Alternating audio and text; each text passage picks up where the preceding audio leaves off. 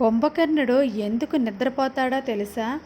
కుంభకర్ణుడి ఆకలి జంతువులను మనుషుల్ని కూడా తినేసేవాడట. ఇలా గంటకి కొన్ని లక్షల ప్రాణాలు తినేసేవాడు. కుంభకర్ణుడిని చూసి అందరూ భయభ్రాంతులతో ఇంద్రుడి దగ్గరికి వెళతారు. అప్పుడు ఇంద్రుడు కుంభకర్ణుడి దగ్గరికి వెళ్ళి, ఏంటి నువ్వు చేస్తున్న పని? నీకు తినడమే పనా? నువ్వు గంటకి లక్షల ప్రాణాలు తింటున్నావు. ఇలా అయితే భూమి మీద జీవరాశి అనేదే ఉండదు. ఇంద్రుడు అలా అనేసరికి కుంభకర్ణుడికి పట్టరాని కోపం వస్తుంది.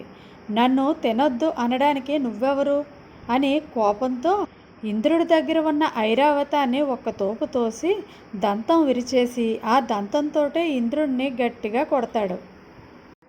ఇక చేసేదేమీ లేక ఇంద్రుడు భయంతో పారిపోయి బ్రహ్మదేవుడి దగ్గరికి వెళ్తాడు. బ్రహ్మదేవుడి దగ్గరికి వెళ్ళి జరిగిన విషయం చెప్తాడు. అప్పుడు బ్రహ్మ కుంభకర్ణుడిని పిలిచి, నువ్వు ఇలా తినడం తప్పు అని అనడంతో కుంభకర్ణుడు, నువ్వెవరు నాకు చెప్పడానికి అని బ్రహ్మదేవుడిని వ్యతిరేకిస్తాడు. ఇక బ్రహ్మదేవుడు చేసేదేమీ లేక, నువ్వు వెంటనే భూమి మీద పడి నిద్రపో అని శపిస్తాడు. విషయం తెలుసుకున్న రావణాసురుడు, అదేంటి తాత, నీ మనవడిని నువ్వే శపించావు, కొన్ని ఏళ్ళన్నా కుంభకర్ణుడు నిద్ర లేచేటట్టు చూడు అని రావణుడు బ్రహ్మదేవుణ్ణి అర్థిస్తాడు. అప్పుడు బ్రహ్మదేవుడు సరే అని 6 నెలలు నిద్రపోతున్న ఒక్కరోజు మాత్రం నిద్రలేస్తాడు.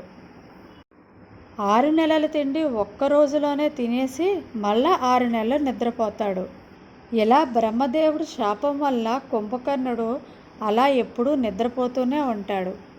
ఈ కథ కనుక మీకు నచ్చినట్లయితే ప్లీజ్ లైక్ చేయండి. Thank you.